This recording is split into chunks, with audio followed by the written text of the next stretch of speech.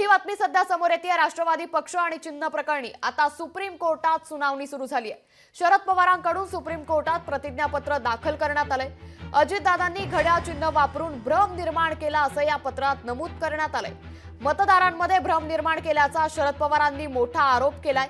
पुरावे म्हणून काही कागदपत्र दाखल करण्यास परवानगी द्या. शरद पवार यांच्या पक्षानं आता ही मोठी मागणी केली आहे. त्यामुळे आज राष्ट्रवादीच्या पक्ष आणि चिन्ह प्रकरणी सुप्रीम कोर्टामध्ये सुनावणी सुरुवात झाली आहे. त्यामुळे या सुनावणीकडे संपूर्ण राज्याचं लक्ष लागलंय.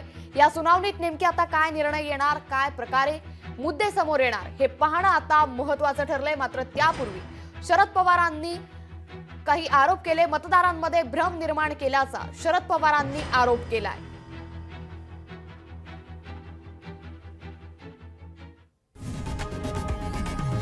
लोकशाही मराठी ऐका, पहा, जागरूक रहा.